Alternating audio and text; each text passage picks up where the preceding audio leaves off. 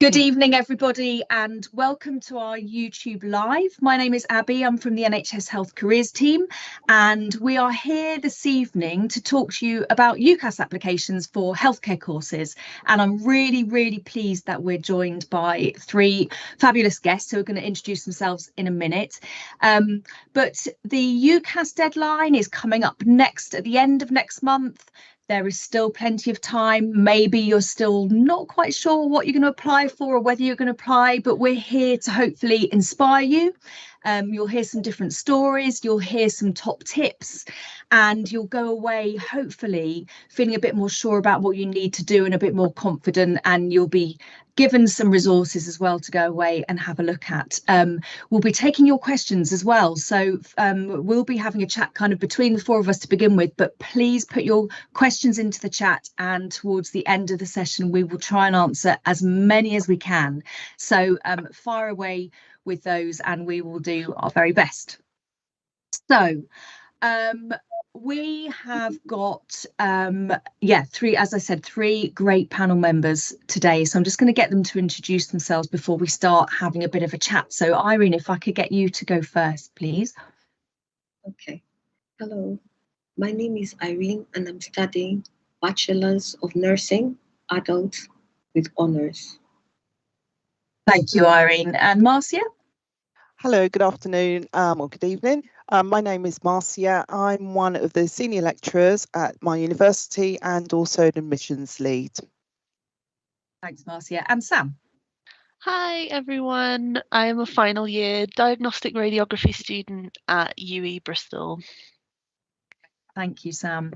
And it's we're really pleased that we've got a couple of professions represented here this evening. The NHS published its long-term workforce plan a few months ago. We know we need a lot more nurses, and we also need more allied health professionals, and Sam, who's studying to be a diagnostic radiographer, will be one of those. So really great that we've got those two professions represented this evening. Okay, so I have got some questions for you all, so let's get going, and then we will get on to our questions from the audience afterwards. So Sam, I'm going to start with you, if that's okay. Sure, absolutely. Can you give us a kind of a potted history? What's your journey been since GCSEs? A strange one, really. I discovered radiography quite late, so I was 26 when I found out about radiography, but I think Röntgen, who discovered x-rays, was a lot older than that, so I've actually won on that count. I did my GCSEs and A-levels with the view of being a music therapist. That didn't quite work out to plan, so I just did took 2 gap years to just try a whole bunch of different jobs. Went back to uni to do biochemistry with the view of doing sort of biomedical work, like laboratory type pathology services, specimen testing, that kind of thing. Discovered science communication while I was doing that degree, worked in that for a whole load of time, and through that I found radiography just via professional networking, really. So yeah, bit of an interest. I wouldn't change it though. It was really important for me not only to discover things that I really liked and wanted to do, but also skills and things that I didn't necessarily want to do as well. I think that's a really important message, actually. It is just as important to rule out stuff that you don't want to do, and it's okay to admit that, isn't it, as well, and to then Absolutely. Move on and say, okay, that hasn't worked out, but actually I can see now this is the way I'm going. Brilliant, thank Definitely. you. So what was it about diagnostic radiography that kind of drew you in and attracted you? Yeah, really good question as well. I think the thing I like to impress on people is that it's a really interesting cross section between human anatomy and human biology, and then you've got the sort of technological aspect as well, because you're using really interesting technology, but it is also patient facing, like you are directly interacting with people as well. So there's a lot of book learning you can do, but there's also a lot of emotional learning and development you can do as well. There's so many options for you to push yourself further in radiography, whether that's again from a technology side, so exploring things like MRI and ultrasound, moving on from X-ray, or going into education, going into research. There's always going to be something to keep you occupied and keep you interested, and keep you learning. Brilliant, thank you. So I was going to ask you what you enjoyed about the role. I think you've probably covered that in your answer just then, but could you talk about what some of the challenges are?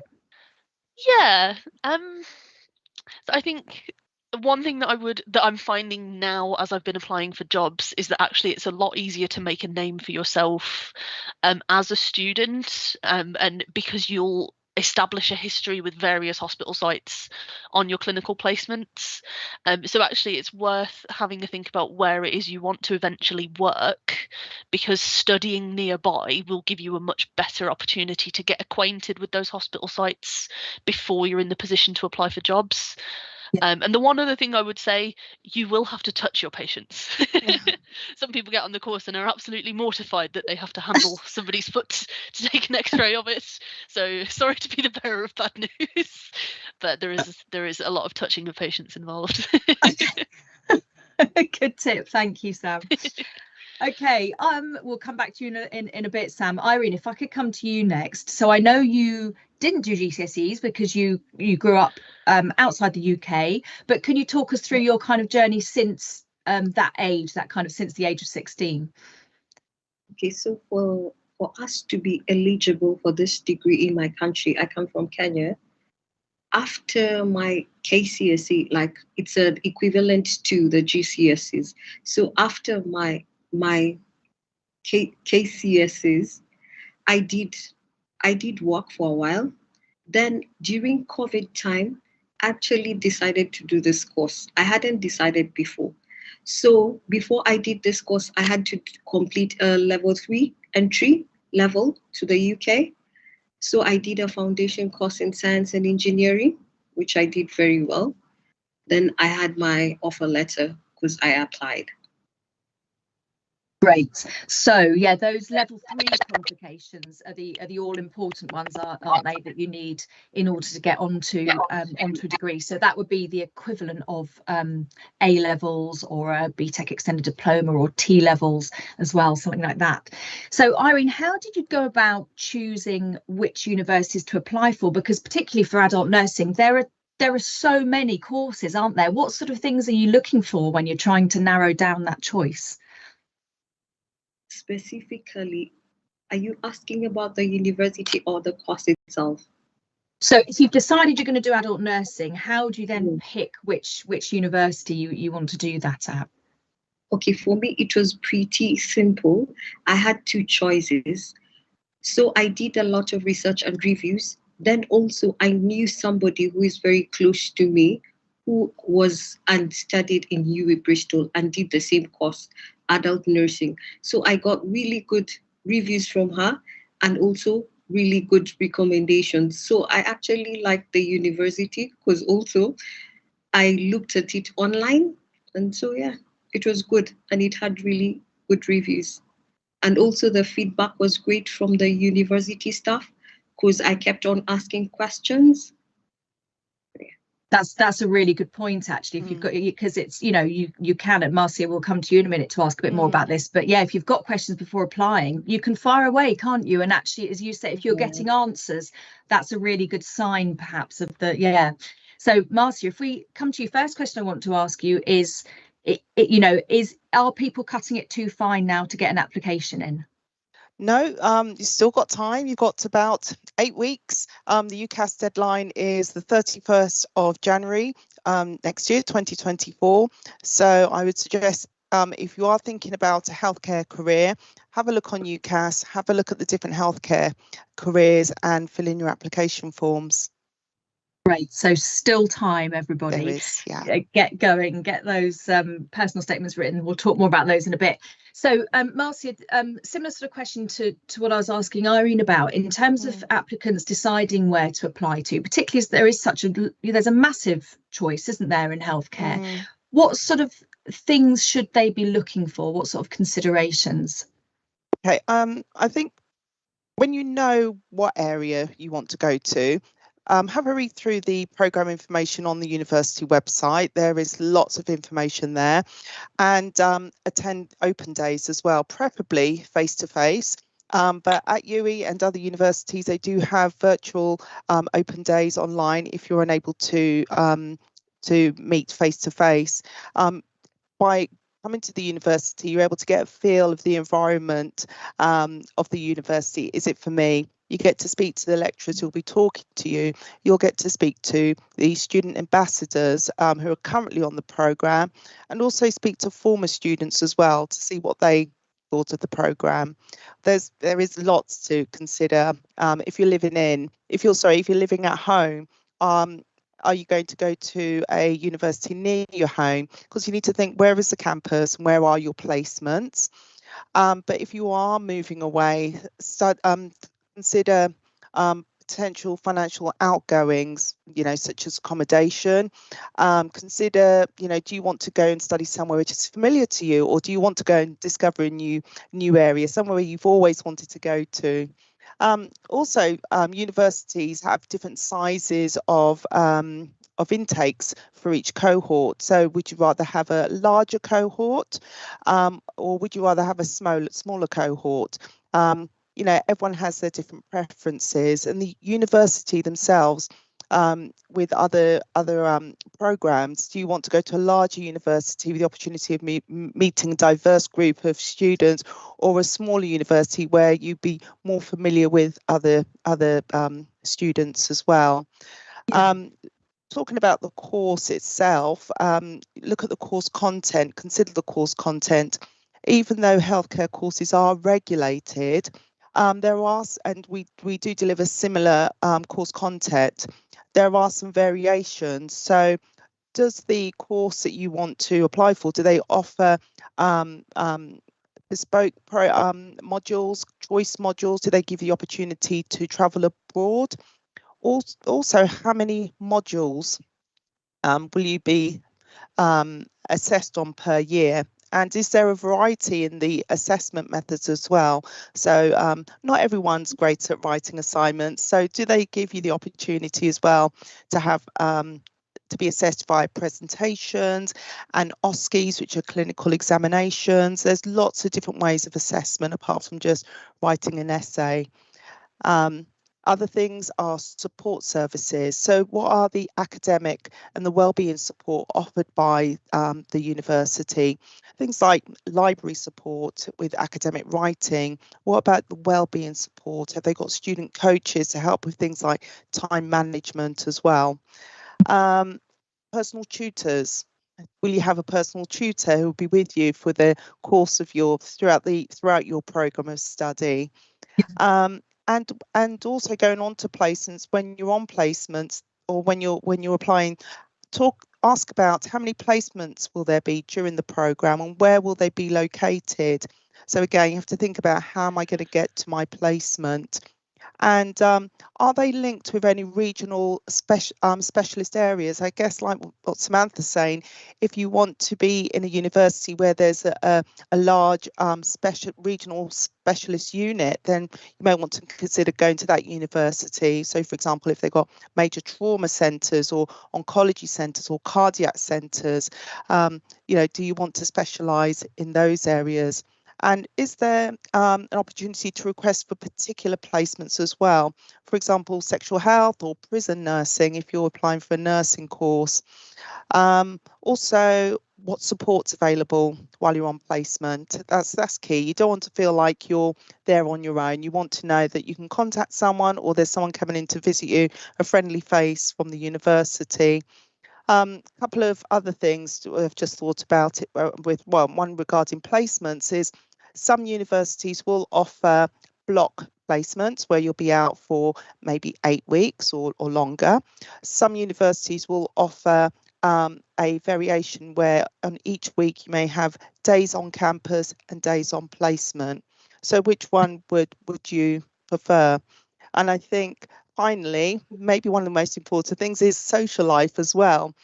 If you want a social life, not everyone wants a big social life when they go to university, but if you're going for the university experience, check out what clubs they offer, societies and sports opportunities which are offered within the university and the student union.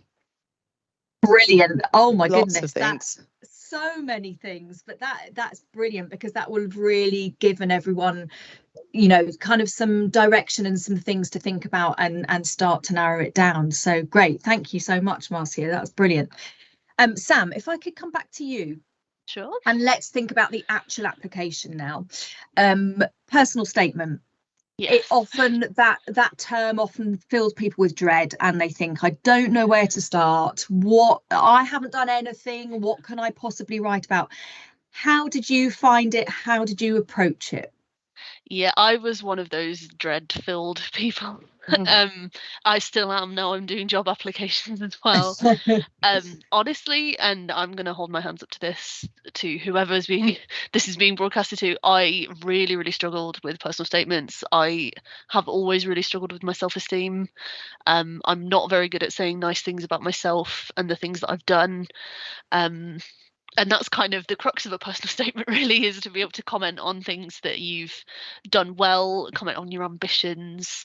But if I can leave nothing else with you than the following today, all of you out there deserve to have universities look at your personal statement and recognise the good things you've done and recognise you as a good person and a good applicant. You all deserve to have your voice heard in that regard.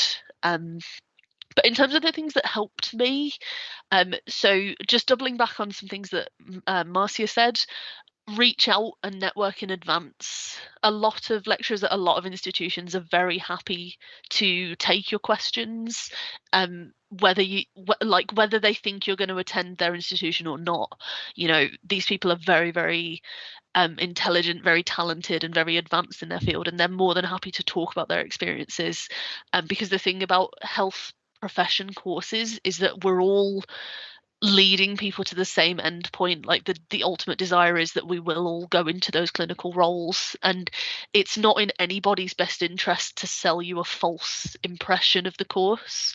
So please don't be shy about reaching out to higher education institutions before applying, to contacting lecturers specifically, and asking those questions. I also actually found it quite helpful to look at graduate job applications. So for radiography, I was looking at band 5 diagnostic radiography positions before I did UCAS, because that shows you all the things that they want to train you to be at the end of the degree.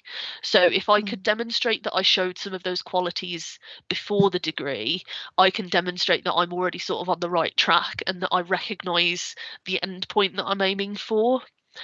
Because all of those job applications will have person specifications which list those important transferable skills, things like communication skills, ability to work independently but also as a team, etc. Always, you know, whether you've got friends that or people you know that have done that profession or not, it's always a good idea to just get another set of eyes to look at things like spelling and grammar. I didn't have any radiography friends, sadly, but I did have some supportive friends that did just sort of spell check me, if you like. But yeah. Great. I love that, your idea of looking at of person specifications for jobs as qualified diagnostic radiographer. That's a really good tip. So what did you include? Because we know that in the NHS, and if you're applying for a healthcare course, the values and your values as a person are just as important as those qualifications. What did you include around that? You know, there is something called the 6 C's, isn't there, in healthcare? There are the values from the NHS Constitution. Did you bring that in, and if so, how? Yeah, absolutely. So I did comment on the NHS Constitution. I did comment on the NHS values. They are very robust, and you only get 4,000 words. So you do sort of, you know, pick and choose the parts of the NHS Constitution and values that marry up to experiences you've had, and try and use the STAR method to link experiences that you've had concretely to those values and that Constitution. So for anyone that's not heard of that, it's the situation, task, action and response model. And that'll help you sort of evidence the experiences that you've had and how you've reflected on them, how they've shaped you. What I included, so I actually went and found my personal statement just to make sure that I was telling you the right thing. So I did show that I'd done some research into radiography, so I know what it is, how I meet the desirable criteria for the NHS. based on the values and constitution, but also how I met the desirable criteria for specific institutions that I was applying for as well. I got that information from the various websites, course content finders, again, as Marcia said. And I think it's worth with health talking about your intentions and ambitions within the field. At the time I was applying, I was really invested in a field called vascular ultrasound, but actually since I've been doing the degree, that's changed. But that's also not a bad thing. So, show that you're wanting to grow within the profession, but also, recognize the need that you can adapt. When I was applying, I wasn't actually super familiar with the 6 C's, but they are being pushed a lot more heavily now. So I would recommend having a look at those. They are really, really useful. And it also wasn't just about course and academic stuff that I spoke about. I had quite a bit of sort of varying work experience as well as my previous degree. So I was able to comment on volunteering things that I'd done. So I did first aid at work, for example, which was tangibly linked to healthcare, things like community participation. Like I used to play piano for a choir that was near to me. So anything that you've done, you can tangibly link it to something that you would do in healthcare. It's just finding the right verbiage and and try and use that STAR method to evidence the things you've done. Great, thank you, Sam. That's brilliant. So, Marcia, I imagine you've seen a fair few personal statements in your time. What makes a personal statement stand out for you? What are you looking for? Well, I think, first of all, what Sam has said, all of that. But yeah, and I guess with Sam, she prepared a well prepared personal statement or application does stand out. You can see the ones who have taken their time to write their application. It may have been drafted a few times before getting the right application which they want to send off. As I can only echo what Sam has said, people should familiarise themselves with the NHS constitution and demonstrate this in their personal statement and how their own values and behaviours align to the NHS values. That's really important. But also be genuine. We want to hear about you, but be concise as well. As you say, you have a word limit, so you have to be genuine. You have to get it all in, but you have to be concise, and that itself is a skill in its own. We want to know why are you applying for the course? Why are you applying for that particular healthcare program? Why are you interested in studying on that program and at that specific university? And what makes you what is it about you, that makes the program right for you? We want people to be on the course for 3 years. Or 4 years, depending on what program it is. So we want to make sure that this is a program for you. Again, as Sam said, think about relevant experience and transferable skills. It doesn't matter if someone hasn't worked in healthcare previously, because that's what we're there to do. We're there to train you to get to that first rung of the ladder on your career in healthcare, but what relevant experience and transferable skills. So if you've worked in a shop, you've been working with the public, you've had to think about time management, you may have to have worked under pressure, you may have some leadership skills and you can talk about team working. So bring that all in. Even if you are just leaving school, have you been in any sports clubs within school or chess clubs or anything like that? Bring that all in, because that does count towards your transferable skills. And yeah, as Sam said, lastly, correct spelling and grammar. There's lots of documentation within healthcare, within the healthcare profession. We don't want you to be, it doesn't matter if you can't spell a word correctly, but if there are lots of spelling errors and grammatical errors all the way through, then you're standing out, but not for the reasons why we want you to stand out. But the content is very important as well. And yeah, get a good friend to have a read over it. Thank you, Marcia. It's really nice having the two views of it. So one as an applicant and from you, Marcia, as an admissions tutor. So that's brilliant. Irene, thank you for your patience. Sorry, we haven't been with you for a while. So, were you interviewed for your course? That's my first question. Yeah. And was that what sort of format was the interview in? Was it just you and a panel? Were there different types? It was just one person who interviewed me. It was a doctor who interviewed me. So, doctor stroke lecturer who interviewed me, and he was I think the course lead of that course at that time. Yes. So actually the interview really went well, but for me, I'm an overthinker and I get to be anxious. So I don't like to be caught off guard. So I prepare very well. Actually read widely and I research widely. So the environment in itself was very calm because he actually introduced himself and he told me not to be, I know you're anxious, but just relax, breathe in, breathe out. And when you're ready, let's start, which is very important. And also to mention another thing is that he actually started with the 6 C's. So it's good. Okay, so the 6 C's are important. So Irene, you said that you prepared for your interview and you did some reading. What did you read about, and what other things did you do to make sure you were as prepared as you could be for that? So for me, what I can recommend and what I can advise other students is YouTube. I watched a lot of YouTube videos, and also I listened to a lot of YouTube videos too, because when you type like nursing interviews, you get so many things on YouTube and you get to prepare, because sometimes you're like, oh my God, how do I do this? Because you don't want also to make the common mistakes in interviews. So yeah, that is what I'll recommend. And also research about the university itself, research about the course itself, what the modules are. Okay. And did you have any questions for the interviewer? Can you remember?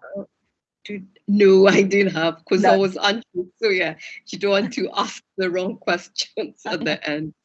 Yes. Sam, sorry, I'm just going to put you on the spot slightly. Did you have an interview for your course as well? I'm assuming I you did. Yeah. Yes.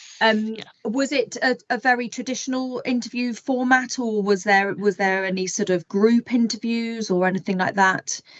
Yeah, good question. So for me, I was interviewing right in the height of lockdown. I think it was February 2021 that I was being interviewed to start in the September.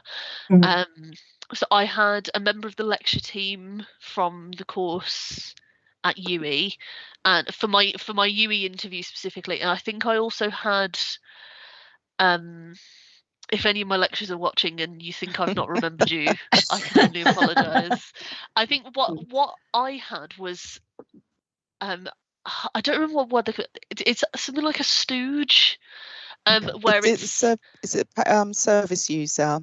Possibly, yeah. So service user, yeah, or carer. So we do have service. Yeah, so it was somebody that was acting as somebody that I would go on to perform radiographic services on, actually to sort of put me in a kind of a scenario situation where they were asking me sort of my thoughts on what I would do in given scenarios. I interviewed for all 5 of my choices though. Another 3 of those were just one-on-one interviews, and there was a further one which asked me to prepare a PowerPoint presentation in advance of some aspect of radiography practice that I found interesting. So like I said in the previous question, at that time I was really interested in vascular ultrasound, and the woman, this is stuck with me to this day, the woman who ended up interviewing me was, completely unbeknownst to me, a vascular sonographer. And when she told me that, my heart absolutely dropped. Oh, so interesting. So different styles of interviews. So that's another thing to kind of research, isn't it? How, because you're going to know your preferred style. Great. Thank you. So Marcia, have you got any other tips on top of what kind of Sam and Irene have mentioned as to how an applicant should go about preparing for an interview? Yeah, and that's the key word, preparation. Preparation is key. Um, Maybe even long before, well, when you're applying and before going for your interview, if you can attend the open days and on campus. Because you can ask questions whilst on campus, you can ask questions during at the end of your interview, specifically around the program for that university, and that shows that keenness and that willingness and wanting to go to that university. Read all the pre-interview information thoroughly that's sent to you. Again, as soon as you get the information, and reread it again so you're not missing anything. I know a lot of interviews now are undertaken online, which is more convenient. People are not having to travel on coaches or trains or even planes to get to the university. So ensure that you have your laptop or computers working, that you're in a quiet space, that it's good lighting, that no one's going to interrupt you, because you're nervous anyway. We want to reduce those nerves as much as we can. So if you come prepared, that helps to reduce your nerves. Within the interview itself, we want you to show some knowledge and understanding of the role and responsibilities of your chosen profession. So as Irene said, read around your chosen profession. Think about what's in the news at the moment. Is there any new technology for diagnostic radiography or for adult nursing or nursing itself, which you can bring in? You can talk about things like COVID and the impact it's had on healthcare, and the positive contribution that healthcare professionals have made, and that's why you want to join our profession. I've already mentioned about transferable skills, so try to get that into your interview as well. And I think lastly, even though we're not face to face when we interview, dress for the occasion. Impression is key. It's those first impressions, so yeah, something to think about. Thanks, Marcia. And actually, we did one of our social media live events not very long ago with a nurse who's just qualified, actually, a mental health nurse. And she said deciding what she was going to wear the day before so that there was no stress on the day, thinking, oh, what am I going to wear, and making sure it was ready. And it's those little things, actually, and practicing in some interview questions with friends or family as well. Definitely. Can be great. Lovely, thank you. Now, I'm really aware of the time and I want to make sure we get on to any questions we've got from the audience, but a couple more questions. Sam, first one for you. It can be expensive going to university, can't it? I mean, we can't hide that fact. Most people need to take out loans to do that. Yes. But tell us about the NHS Learning Support Fund, because there is some good news. Yes, definitely. So I've actually got the page open on my other computer as well, so I'm definitely saying the right things to you. The Learning Support Fund is funding that's made available by the NHS Business Services Authority to assist students that are on allied health profession courses. So that includes things like radiography, but also operating department practice, speech and language therapy, audiology, orthotics, and more. So there's a whole list online. And nursing and midwifery, just adding that in there now. Yes, yeah. Nursing and midwifery. It's not means tested, to my knowledge. It's £5,000 is the minimum that you'll get.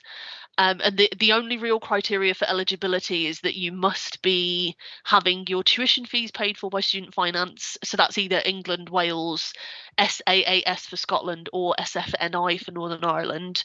And preferably you'll be receiving a maintenance loan, although I believe if you've chosen not to take a maintenance loan for whatever reason, you may still be able to claim. It just might be a few more hoops to jump through in terms of the paperwork. There are also other payments that can bolt onto that. One of them is the subject specialist payment or specialist subject payment, which I receive as a radiographer.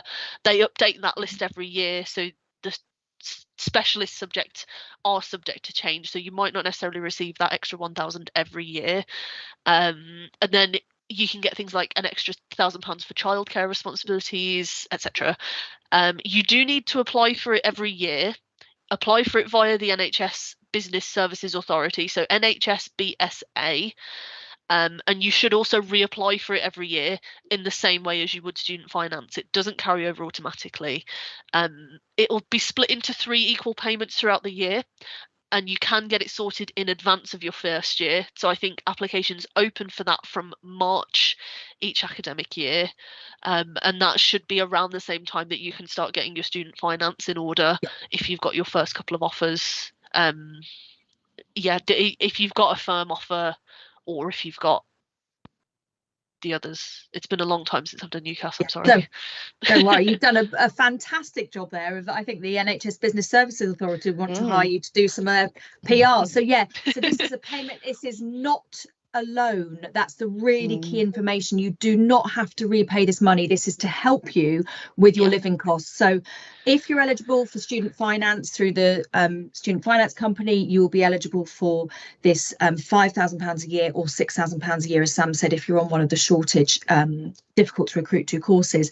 There's also money available if you're having to travel a bit further for your placements. You can reclaim some. So have a look at the Health Careers website. We haven't mentioned this yet. Loads of information on there. So that's healthcareers.nhs.uk. We've got all the information about the Learning Support Fund on there. We have a course finder where you can find courses that lead to professional registration in one of the healthcare professions. You can then click through to the universities to find out the all-important entry requirements, because they do vary from university to university. So do have a look. You can also sign up for email information about nursing, about allied health professions. So if you go to the We Are the NHS tab on our website, you'll find all of that information. So do have a look. Now, I can see we've got quite a few questions coming in, but I just quickly, Irene, want to ask you one question before we go to the audience, because I want to make sure we do get through those questions. What's the split? Because all healthcare courses need clinical placements. You've got to learn hands-on as well. What's the split between academic learning and your clinical placements? It's all about finding balance and managing your time well. I know it is actually difficult to find balance in your studies and also in placement. Right now, also, for me, I'm actually juggling the two, the placement and the academic work. I have my OSCEs coming up next week, so I have to juggle the two. So for you, what I have actually learned for time management is quite important. So for students, I would advise them to attend workshops for time management. And also UWE Bristol also offers support like the PAL Wellbeing Program, which actually is very effective. Then also as a nursing student, we have reflective learning. So each week I do a reflection. So I do what I did well. You can use the Gibbs model. There's so many models. Also, you can use your own model, because understanding is different. As long as you do the reflection, then it's good. Reflection helps to improve one's knowledge and also to enhance one's knowledge and abilities in nursing. And also what I'll actually recommend other students is to have a gratitude journal. It actually helps. So for me, that's what I do. Thank you. And Marcia, just very quickly, is it approximately 50-50, the split between placement and academic learning? For nursing, it is 50-50. The hours, I mean, Samantha may be able to tell me for diagnostic radiography, but for nursing, it's 2,300 of placement hours, that's over 3 years, and 2,300 theory hours, and that's set by the Nursing Midwifery Council. But each health professional will have their own hour clinical practice hours. Yeah, sure. Thank you. Right, we have got some. I'm looking at my phone, by the way, because my colleague who's watching YouTube Live is sending me the questions via WhatsApp. I'm not doing online shopping or anything like that. Okay, so I would like to apply as a speech and language therapist. Someone has said here. So speech and language therapist is one of the allied health professions. So the Learning Support Fund would apply there. Does UWE do speech and language therapy, Marcia? I can't remember.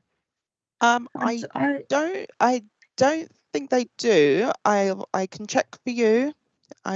Don't worry. I just wondered, so what you can do, I mean, everything that you've heard today, whoever you are who's listening, will apply, because all of that stuff about how you write your personal statement, how you prepare for interview, the kind of the university research, all of that will apply for speech and language therapy. So have a look on the Health Careers website. You can find out more there. As we've been saying, do your research about what a speech and language therapist does. There might be particular aspects of it you find particularly interesting, so find out about those and be ready to talk about that at interview. So and really good luck in your application. Okay, so another one here. I want to apply to be an adult nurse. How do I stand out on my personal statement? Hopefully we've given you some tips in the last kind of half an hour or so, but Irene or Marcia or Sam, is there anything else you want to kind of really emphasize or add at this point? I would just say it's those transferable skills. Don't worry if you haven't had any healthcare experience. Think about what else you've done. Look at the roles and responsibility, as Sam said, of a band 5 nurse. There'll be key words which stand out. So think about leadership, think about teamwork, think about things like communication. And think about scenarios where you've been in and you've used those behaviours and those values. Great, thank you. Now, Marcia, this is probably one for you, I think, and I'm going to combine a couple of comments here and questions. So someone who has epilepsy, and so saying they're feeling quite nervous about potentially working in healthcare, and someone else asking what support there is for students with dyslexia and ADHD. So I realise you're representing one university. Yeah. Sam's got a hand up, but yeah. Broadly, you know, that doesn't stop people applying. What can you? Not at all. Not at all. There is the disability services, and I don't know Samantha. I don't know if you're going to speak about her own personal experience, but there is disability services who they will be able to assess you. Will be able to put in reasonable adjustments for your placement. With dyslexia, we'll be able to get you assessed, and if you need maybe a reader, maybe extra time in exams, written exams or numeracy assessments, then that can all be catered for. So yeah, don't let that put you off.